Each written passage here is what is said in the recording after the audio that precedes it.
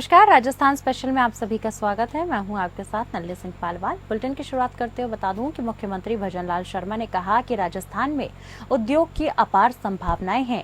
एक उद्योग की स्थापना से पूरे क्षेत्र का विकास होता है। उद्यमी न केवल रोजगार प्रदान करता है बल्कि आंकड़ों अग्रणी राजस्थान की नींव तैयार करने में महत्वपूर्ण भूमिका निभाते हैं। मुख्यमंत्री ने कहा कि राज्य सरकार उद्योगपतियों से प्राप्त सुझावों के आधार पर इस तरह का बजट लाएगी जिसमें राज्य का 2047 तक का विजन शामिल हो।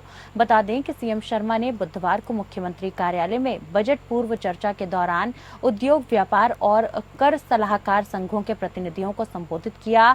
उन्होंने कहा कि पूरे देश के उद्योगपति राज्य में निवेश करने के लिए उत्सुक हैं। राज्य सरकार उद्योगों के लिए इस तरह का वातावरण तैयार करेगी जिसमें उद्योगपति को सभी तरह की सुविधाएं एक ही छत के नीचे मिल सकें। उन्होंने आश्वासित किया कि राज्य सरकार उद्योगों को अधिक से अधिक प्रोत्साहित कर रोजगार सृजन करेगी।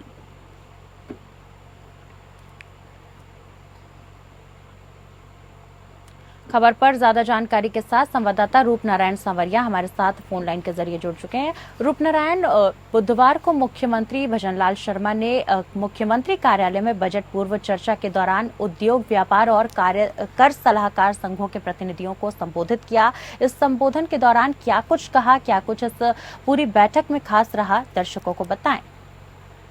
देखिए नालिनी, ये जो है बजट पूर्व की बैठक थी और उन सभी के जो है उद्योगपतियों के या कर्मदान समितियों के जो पदाधिकारी उनके इनके विचार लेना था कि जो आगामी बजट है उसमें किस तरीके का जो है बजट में समावेश किया जाए। उद्योगों के लिए वो क्या सोचते हैं, क्या चाहते हैं।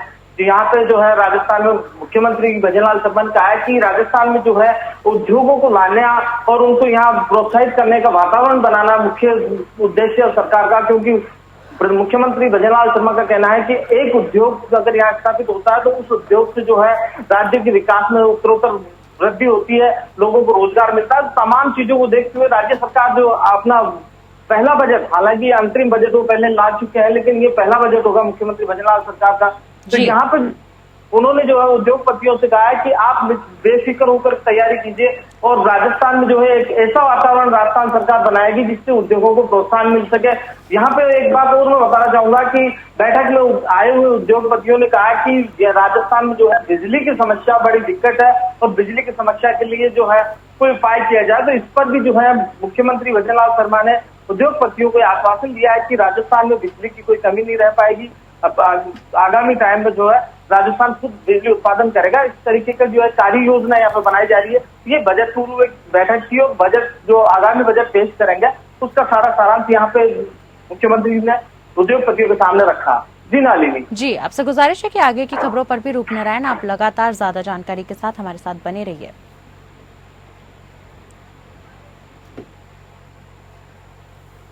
खबरों में आगे बढ़ते हुए बता दूं कि राज्यपाल और कुलाधिपति कलराज मिश्र ने कहा है कि कृत्रिम बुद्धिमत्ता के समक्ष मानवीय मूल्य बचाए रखने की बड़ी चुनौती है। अंधाधुंध जल दोहन से राजस्थान ही नहीं देश भर में जल संकट की स्थितियां बन रही हैं। वहीं विश्वविद्यालय इन चुनौतियों के आलोक में शैक्षिक पहल करते हुए कार्य करे। उन्होंने कहा कि वहीं शिक्षा सार्थक है जो विद्यार्थी को पाठ्य पुस्तकों के साथ परिवेश की समझ से जोड़ती है।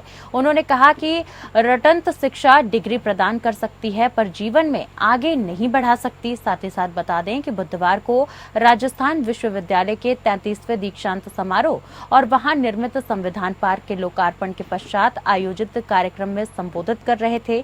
उन्होंने सभी विश्वविद्यालयों को नई शिक्षा नीति को पूरी तरह से अपने यहाँ लागू करने और ऐसे पाठ्यक्रम बनाने पर जोर दिया जिनसे भारत विकास की राह पर तेजी से अग्रसर हो सके। साथ ही साथ उन्होंने कहा कि संविधान से जुड़ी सोच देश के उज्जवल भविष्य के लिए आवश्यक उपकरण है। उच्च शिक्षा प्राप्त करने वाली नई पीढ़ी संविधान के मर्म को समझे। इसी उद्देश्य से राजभवन की पहल पर विश्वविद्यालयों में संविधान पार्क निर्मित करने की पहल हुई है।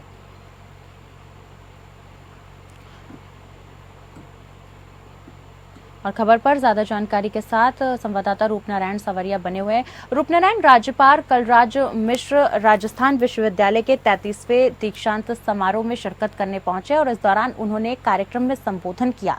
संबोधन में क्या कुछ खास बातों पर उन्होंने प्रकाश डाला, दर्शकों को बताएं।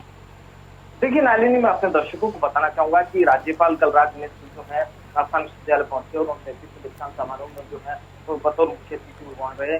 उन्होंने जो है यहाँ पे एक आह्वान किया है कि नई शिक्षा नीति है उसको नवाचार के साथ जोड़ा जाए, शिक्षा को जो है रोजगार मुखी बनाया जाए, विकासोन्मुखी बनाया जाए। हर छात्र और छात्राओं का एक उद्देश्य हो कि वो देश के विकास में जो है अपनी भागीदारी सुनिश्चित करे। इन तमाम चीजों को देखते हुए शिक्षा ग्रहण करे। शिक्षा के साथ साथ जो एक सामाजिक परिवेश का यहाँ पे उन्होंने विशेष उल्लेख किया है कि शिक्षा के साथ में सामाजिक परिवेश का भी वो ध्यान रखे और सामाजिक परिवेश को जो है निरंतर बनाए रखने में अपना सहयोग दे। तो यहाँ पे कलराज मिश्र ने छात्रों और छात्राओं से जो आह्वान किया है कि वो शिक्षा के साथ साथ नवाचार करे और नवाचार के साथ साथ जो है देश के विकास में अपना जो है भागीदारी जो है वो सुनिश्चित करे कि उनकी भागीदारी देश के विकास में आगे काम आए। जी, ज्यादा जानकारी के साथ रूपनारायण आप लगातार बने रहिए हमारे साथ।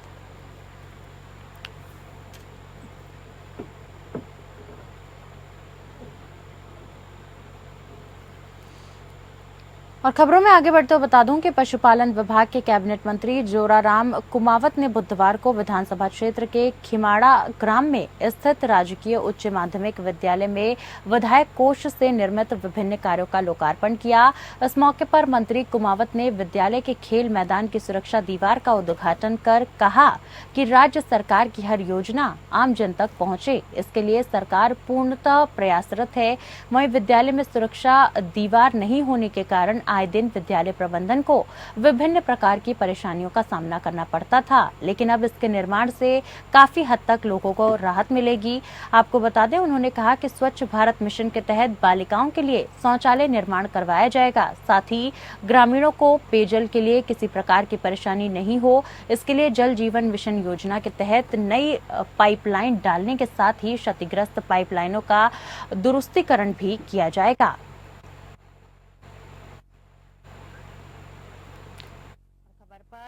ज्यादा जानकारी के साथ लगातार संवाददाता रूपनारायण हमारे साथ बने हुए। कैबिनेट मंत्री जोराराम कुमावत ने विधानसभा क्षेत्र के खिमाड़ा गांव में स्थित राजकीय उच्च माध्यमिक विद्यालय में विधायक कोष से निर्मित विभिन्न कार्यों का लोकार्पण किया। इस लोकार्पण समारोह में उन्होंने क्या कुछ कहा, दर्शकों को बताएं। यहाँ बताना चाहूंगा कि मंत्री कुमार सिंह यहाँ पे जो है लोकार्पण के साथ साथ जो है आम जन से जुड़ी हुई तमाम वो योजनाएं जो सरकार उनके विकास के लिए लाई है, उनके हित के लिए लाई है, उन योजनाओं को जो है आमजन तक पहुंचाना और आमजन से आह्वान किया है कि वो इन तमाम योजनाओं का जो है पूरा लाभ उठाएं। सरकार उनके लिए है और सरकार उनके विकास के लिए है, तो सरकारी योजनाओं का जो है ज्यादा से ज्यादा लोगों को लाभ मिले, यहाँ पे ये आह्वान किया। वहीं पर मैं आपको बताना चाहूंगा कि मंत्री कुमावत ने यहाँ पे जो है पौधारोपण करने का भी लोगों को जो है संकल्प दिलवाया है कि ज्यादा से ज्यादा पौधे लगाएं, वृक्ष लगाएं, जिससे जो है पर्यावरण जो है हमारा सुरक्षित रहे। पर्यावरण से जो होने वाली परेशानियां हैं, जो अभी गर्मी का यह आलम है कि अब की बार जो गर्मी है 50 से ऊपर पहुंच चुकी है, तो इन तमाम चीजों से बचने के लिए ज्यादा से ज्यादा पौधे लगाने का जहाँ आह्वान किया, वहीं पे जो है यहाँ पे देखिए कुमावत ने कहा कि विकास के कामों के लिए जो है भामाशाहों का योगदान महत्वपूर्ण होता है और भामाशाह जो है उनको आगे आना है। भामाशाहों का जो है प्रोत्साहन करने के लिए सरकार निरंतर जो है उनका सम्मान कर रही है और भामाशाहों को आगे आने से कहीं न कहीं जो है विकास की गाड़ी को एक तीव्र गति मिलेगी। तो गति के साथ साथ जो विकास बढ़ेगा तो प्रदेश आगे अग्रणी प्रदेशों में गिनती आ पाएगी। जी नाली, लगातार आप रूपनारायण हमारे साथ आगे की खबरों पर भी बने रहिए। जिला कलेक्टर की अध्यक्षता में बुधवार को जिला कलेक्ट्रेट कार्यालय में जिला स्कूल शिक्षा निष्पादन समिति की बैठक का आयोजन किया गया। बैठक में जिला कलेक्टर ने कहा कि जिले में स्थित सभी राजकीय उच्च माध्यमिक विद्यालयों में बने शौचालयों में पानी की समुचित व्यवस्था की जाए। यदि किसी विद्यालय के शौचालय में पानी की व्यवस्था नहीं हो पा रही है तो वहां तुरंत प्रभाव से सभी व्यवस्था सुनिश्चित करें। ऐसे में समस्त संस्था प्रधानों से शौचालय की सुव्यवस्थित व्यवस्था और उनके उपयोग और साफ सफाई को लेकर उनसे सर्टिफिकेट प्राप्त किया जाए।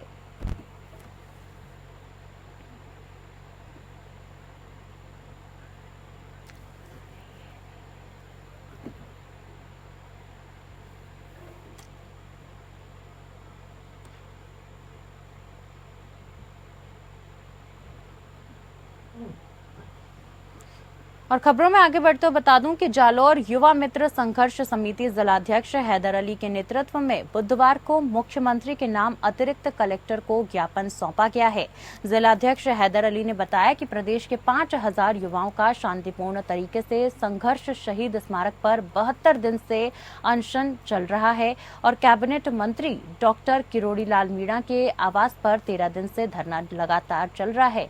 वहीं 16 मार्च को सरकार की ओर से युवा मित्रों के एक प्रतिनिधि मंडल को बंद कमरे में वार्तालाप के लिए बुलाया गया था, जिसमें मुख्य सचिव सिद्धार्थ सियाग, जयपुर कलेक्टर प्रकाश राज पुरोहित, आयोजना विभाग के मुख्य सचिव नवीन जैन सहित कई अधिकारियों ने पूरे मामले का सुना है और आचार संहिता के बाद विकसित राजस्थान युवा मित्र के रूप में बहाल करने का आश्वासन दिया था, लेकिन अभी तक कोई भी फैसला नहीं लिया गया है। वहीं ज्ञापन में युवा मित्रों के जल्द से जल्द बहाली की मांग की गई है।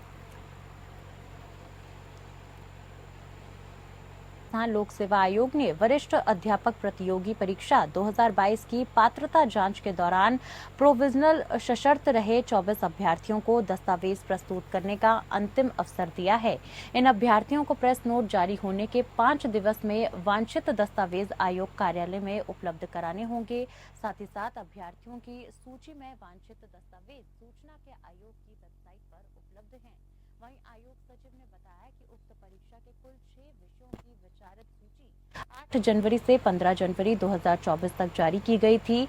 इन सूचियों में सम्मिलित अभ्यर्थियों की पात्रता जांच हेतु काउंसलिंग का आयोजन 5 फरवरी से 9 फरवरी 2024 तक आयोग कार्यालय में किया गया था। आपको बता दूं, इस दौरान अनुपस्थित रहे अभ्यर्थियों की पात्रता जांच के लिए 20 फरवरी से 21 फरवरी 2024 तक पुनः काउंसलिंग का आयोजन भी किया गया था।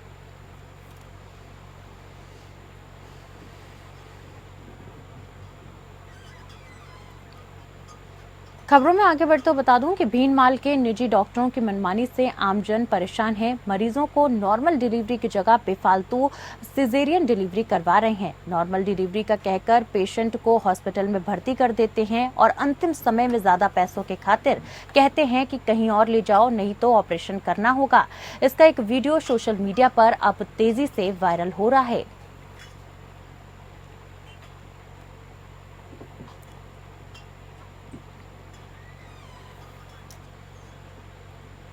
खबर हनुमानगढ़ के रावतसर से है, जहां ग्राम पंचायत न्योलखी में रात्रि चौपाल का आयोजन किया गया, जिसमें दूर दराज होने के कारण कई बार लोग दफ्तरों तक नहीं पहुंच पाते। दिन में खेतों में काम कर रहे होते हैं, इसलिए रात में उनकी समस्याएं सुनने के लिए रात्रि चौपाल का आयोजन किया गया है। बता दें कि जिला कलेक्टर कानाराम ने ये बात रावतसर ब्लॉक के गाँव न्योलखी में रात्रि चौपाल में कही कि न्योलखी के राजकीय उच्च माध्यमिक विद्यालय में जिला कलेक्टर ने सभी जिला स्तरीय अधिकारियों के साथ आमजन की परिवेदनाएं सुनी। रात्रि चौपाल में कृषि, विद्युत, पेयजल, चिकित्सा, पशुपालन, आईसीडीएस, सामाजिक अधिकारिता, शिक्षा विभाग, पंचायती राज सहित सभी विभागों के अधिकारियों ने विभागीय योजनाओं के बारे में ग्रामीणों को बताया। साथ ही बता दूं कि चिकित्सा विभाग के बीसीएमओ डॉक्टर मनेंद्र सिंह ने बताया कि न्योलखी पीएचसी को सीएचसी में क्रमोन्नत कर दिया गया है, जिससे गांव वासियों को अनेकों जांचें, दवाइयां, चिकित्सकीय परामर्श निःशुल्क उपलब्ध हो सकेंगे। वहीं सीबीईओ दुलीचंद शर्मा ने 1 जुलाई से विद्यालयों में नव प्रवेश और शिक्षा विभाग ने छात्रों को दी जाने वाली सुविधाओं और योजनाओं के बारे में विस्तार से बताया है।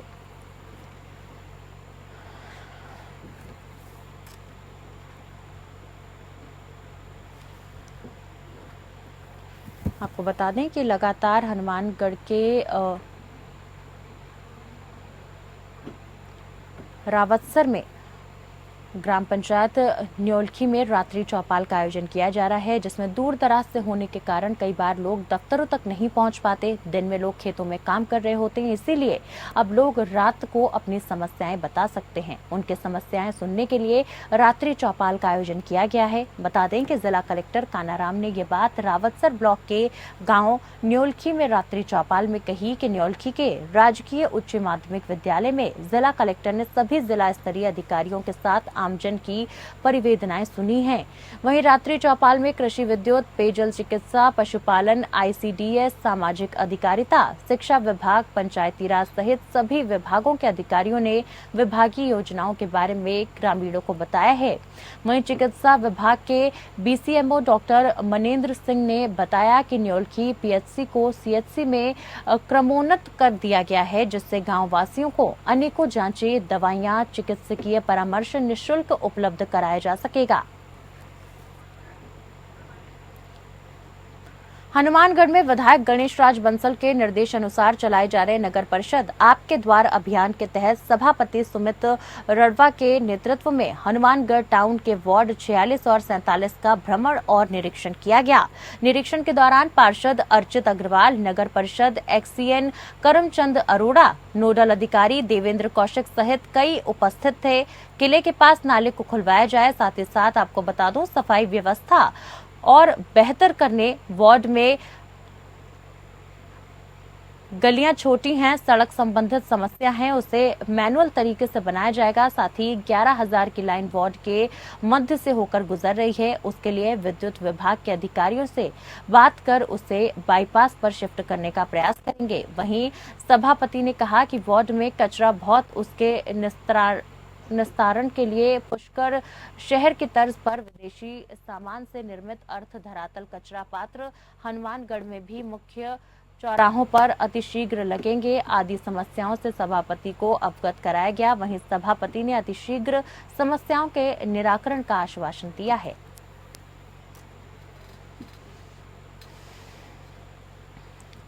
खबर हनुमानगढ़ के रावतसर से है, जहां कस्बे में पानी की भारी किल्लत झेल रहे शहरवासियों ने संघर्ष समिति के अध्यक्ष मनोज सोनी के नेतृत्व में जलदाय विभाग के आगे प्रदर्शन किया। वहीं आपको बता दूं कि मनोज सोनी ने बताया कि पेयजल संकट दूर करने के लिए कई बार जलदाय विभाग के अधिकारियों से गुहार लगाई गई, लेकिन इसका कोई समाधान नहीं निकल रहा। इससे आक्रोशित होकर शहरवासियों ने प्रदर्शन करके विरोध दर्ज किया। साथ ही मनोज सोनी ने बताया कि लंबे समय से पानी की समस्या को लेकर प्रशासन का कई बार अवगत कराया गया। साथ ही 10 दिन पहले ही जलदाय विभाग के अधिकारियों ने पानी की समस्याओं के निवारण की बात कही। इसके बावजूद अभी तक कोई समाधान नहीं किया गया। आखिरकार आक्रोशित होकर शहरवासियों ने वाटर वर्क्स के अंदर प्रदर्शन किया है। उसके बाद जलदाय विभाग के अधिकारी XEN विक्रांत डुहान और XEN राजकुमार मौके पर पहुंचे और अन्य अधिकारियों की मौजूदगी में आगामी 7 दिनों में शहर की पानी सप्लाई को सुधार करने और पानी सप्लाई में आ रही कोई अन्य समस्याओं का समाधान भी जल्द करने का आश्वासन दिया। तब जाकर शहरवासी संतुष्ट हुए।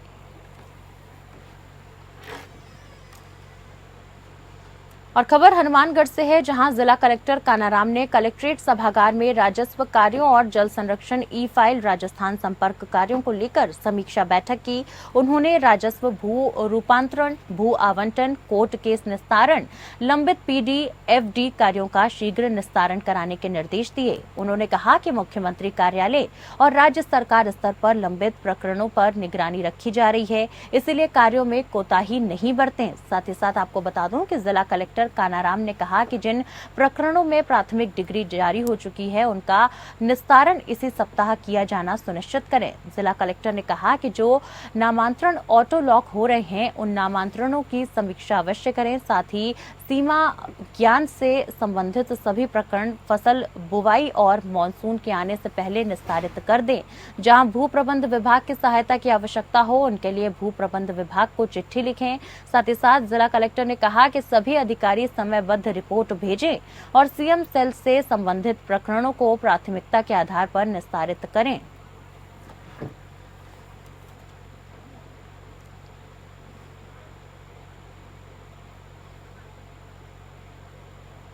और इसी के साथ फिलहाल के लिए राजस्थान की खबरों में मेरे साथ बस इतना ही। नमस्कार।